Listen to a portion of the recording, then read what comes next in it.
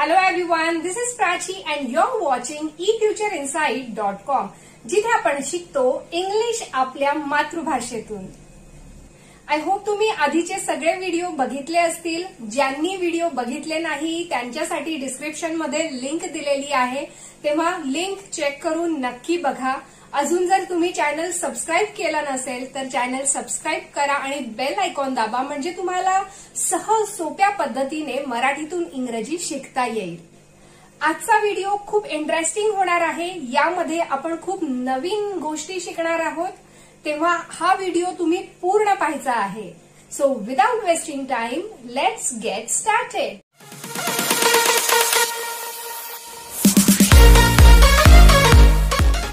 आता आपण बघणार आहोत 30 days English speaking challenge day 13।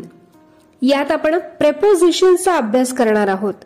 Preposition म्हणजे शब्दयोगी अव्यय। मराठीत शब्दयोगी अव्यय हे विभक्त प्रत्ययाप्रमाणेच नामानंतर येतं, तर इंग्रजीत ते नामाच्या आधी येतं। उदाहरणार्थ, the clock is on the wall, घड्याळ भिंतीवर आहे।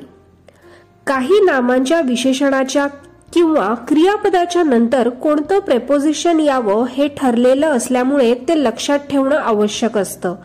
For example, I feel pity for him, मला त्याची दया येते। नेक्स्ट एक्झाम्पल बघूया, he is good at arithmetic, तो गणितात चांगला आहे। Next example, be aware of pickpockets, खिसे कापून पासून सावध रहा। या उदाहरणात मराठीतील विभक्त प्रत्यय किंवा शब्दयोगी अव्यय आणि इंग्रजीतील प्रेपोजिशन ही सारखी नाहीयेत, त्यामुळे हे लक्षात ठेवणं खूप गरजेचं आहे। हा व्हिडिओ तुम्हाला खूप माहिती देणार आहे, त्यामुळे हा व्हिडिओ पूर्ण बघा। खूप प्रेपोजिशन्सचा वापर नेमका कसा करायचा, on, at, into, in, of, to, by, with, beside, between, among, over असे बरेचसे स्थानदर्शक म्हणजेच प्लॅटियल शब्दयोगी अव्यय प्रेपोजिशन्सचा आपण या व्हिडिओमध्ये अभ्यास करणार आहे, त्यामुळे हा व्हिडिओ पूर्ण बघा। आणि लक्षात ठेवा, व्हिडिओ सुरू करण्याआधी मी सांगते की प्रेपोजिशन म्हणजे काय, त्याची व्याख्या आणि त्याचा योग्य उपयोग जर तुम्हाला बघायचा असेल तर तो आपण ऑलरेडी पार्ट ऑफ स्पीचच्या प्लेलिस्टमध्ये बघितला आहे, तर तो तुम्ही प्लेलिस्टमध्ये जाऊन बघू शकतात किंवा डिस्क्रिप्शनमध्ये त्याची लिंक असेल, इथून तुम्ही तो बघू शकतात। आता आपण त्याचे सेंटेन्स कसे तयार केले जाणार आहेत याचा अभ्यास करणार आहोत आणि प्रत्येक सेंटेन्स मी बोलल्यानंतर तुम्ही सुद्धा ते रिपीट करायचं आहे, म्हणजे तुमची बोलून प्रॅक्टिस होणार आहे। Okay, so without wasting time let's start the video. First sentence, पुस्तक पेटीवर आहे। The book is on the box, the books is on the box. पुस्तक टेबलावर आहे। The book is on the table, the book is on the table.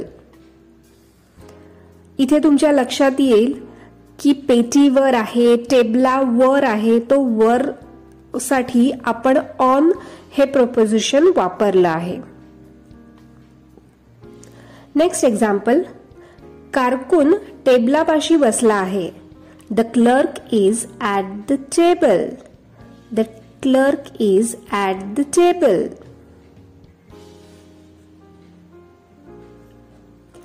दरवाजावर हिरवा रंग आहे। There is green paint on the door, there is green paint on the door. वडील दरवाजात उभे आहेत। Father is standing at the door, father is standing at the door. ते जमिनीवर टाकू नकोस। Don't leave it on the floor, don't leave it on the floor.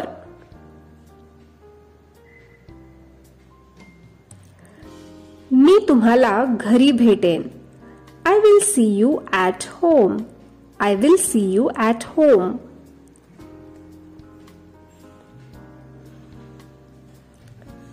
Kamal खोलीत येत आहे। Kamal is coming into the room. Kamal is coming into the room. आत येण्यासाठी आपण into हे प्रेपोजिशन वापरलं आहे.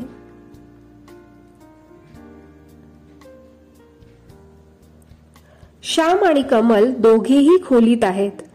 Shyam and Kamal both are in the room. Shyam and Kamal both are in the room. पेल्यात थोडे पाणी आहे. There is some water in the glass. There is some water in the glass.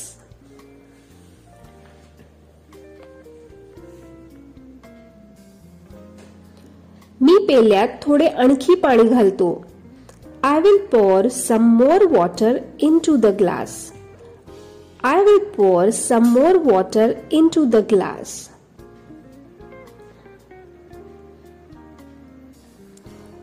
लोक नदीत स्नान करतात.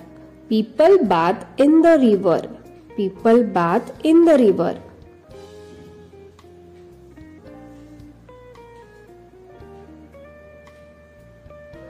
मुलं नदीत पडले. The child fell into the river. The child fell into the river. आम्ही बाकावर बसतो, पण वडील आराम खुर्चीत बसतात. We sit on the bench, but father sits in the armchair. We sit on the bench, but father sits in the armchair.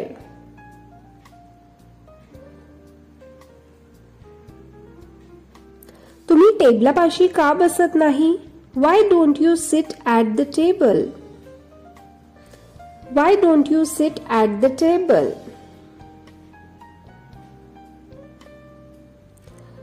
तू पुस्तक टेबलावर का ठेवलं नाहीस? Why didn't you put the book on the table? Why didn't you put the book on the table?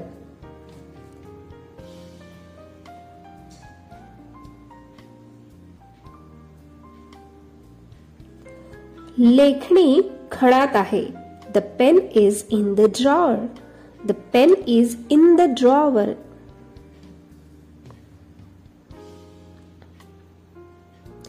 तो आपल्या घरात गेला. He went into the house. He went into the house.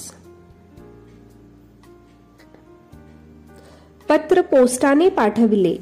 The letter was sent by post. The letter was sent by post. याचे मराठीतून इंग्रजीत भाषांतर करा. Please translate this from Marathi into English. Please translate this from Marathi into English.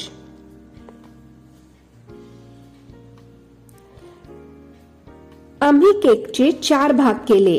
We cut the cake into 4 pieces. We cut the cake into 4 pieces.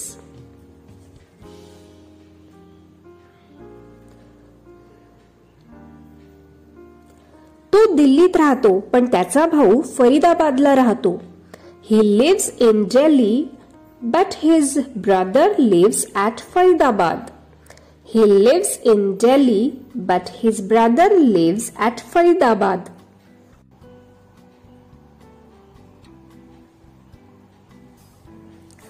आम्ही भारतातील दिल्लीत राहतो. We live in Delhi, which is in India. We live in Delhi, which is in India.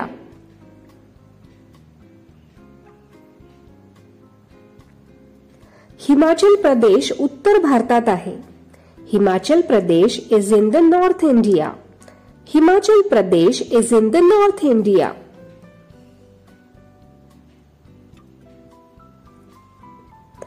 Himalaya भारताच्या उत्तरेला आहे. The Himalayas are in the north of India. The Himalayas are in the north of India.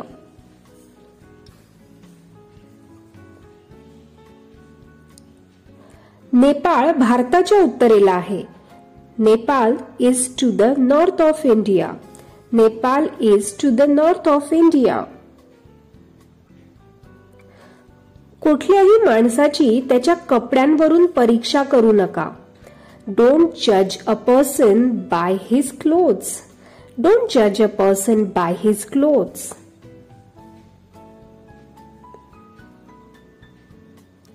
मी दुधाने बाटली भरली.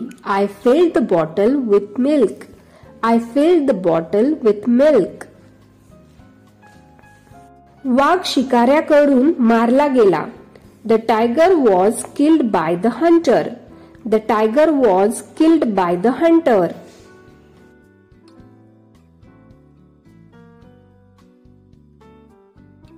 वाघ बंदुकीने मारला. The tiger was killed with a gun. The tiger was killed with a gun. या प्रत्येक sentence मध्ये येणाऱ्या preposition कडे लक्ष द्या. नेमकं कोणत्या गोष्टीसाठी आपण कोणतं प्रेपोजिशन वापरतो आहे याकडे बारकाईने लक्ष द्या. याप्रमाणे अजून सेंटेन्स बनवण्याची प्रॅक्टिस करा. प्रेपोजिशन या पार्ट मध्ये तुम्हाला लक्षात ठेवण्यासारखे काही पॉइंट्स आहेत. ते म्हणजे at, on, in, which, by याचा उपयोग स्थानवाचक किंवा कालवाचक असे सेंटेन्स जेव्हा बनवायचे असतात त्याच्यासाठी होतो. वर आपण स्थानवाचक अर्थाने त्याचा उपयोग पाहिला आहे. त्यानंतर दुसरा आहे ऑन आणि ऍट दोन्हींचा अर्थ ठिकाणी आहे व बाय आणि विच चा बरोबर आहे, पण दोघांच्या अर्थात बराच फरक आहे. ऑन द टेबल चा अर्थ आहे टेबलावर आणि ऍट द टेबल चा अर्थ आहे टेबला जवळ. ओके, तो हे छोटे छोटे जे डिफरन्सेस आहेत ते तुम्ही लक्षात ठेवायचे आहेत. त्यानंतर बायचा अर्थ ने आणि विथ चा अर्थ च्या बरोबर. ओके, असा होतो. त्यानंतर बिटवीन म्हणजे दोन व्यक्ती किंवा वस्तूंच्या मध्ये असतं. त्यानंतर अमंग म्हणजे दोन पेक्षा अधिक व्यक्तींसाठी वापरला जातो. Next, Kamal is going in her room. आणि दुसरे एक्झाम्पल बघा, Kamal is going in to her room. आता या वरील दोन वाक्यांपैकी दुसरे बरोबर आहे. येथे खोलीच्या आत शिरणे असा अर्थ पाहिजे आहे. आतल्या आत चालणे असा नको, म्हणून इनटूचा वापर केला आहे. राईट. ती खोलीतच काही काम करीत आहे असा अर्थ हवा असेल तर इन चा वापर आपण करू शकतो. अदरवाइज इनटू आपण यूज करायचा आहे. अजून काही वाक्य बघा. कमल आपल्या खोलीत आहे. Kamal is in her room. Kamal आपल्या खोलीत आहे म्हणजे तिच्या खोलीत आहे. आणि कमल आपल्या खोलीत झोपली आहे. Kamal is sleeping in her room. तुमच्या जर हे लक्षात आलं नसेल तर तुम्ही व्हिडिओ पुन्हा बघू शकतात आणि जसे जसे तुम्ही सेंटेन्स बोलायचा प्रयत्न कराल आणि सेंटेन्स बोलायला लागाल तर हे प्रेपोजिशन आपोआप तुमच्या लक्षात येतील आणि तुम्ही सिच्युएशननुसार ते बोलू लागाल. त्यामुळे जास्त त्याचा विचार करू नका.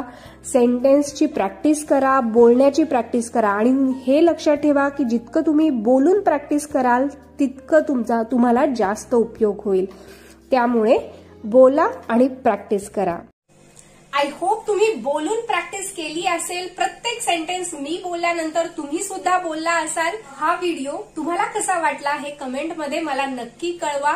अजून तुम्हाला कोणत्या टॉपिकवर व्हिडिओ हवे आहेत ते सुद्धा मला सांगा, म्हणजे मी तसे टॉपिक्स तुमच्यासाठी घेऊन येईल आणि जास्तीत जास्त तुम्ही सोप्या पद्धतीने इंग्लिश कसं शिकू शकता याची मी खात्री करून घेईन आणि काळजी सुद्धा घेईन.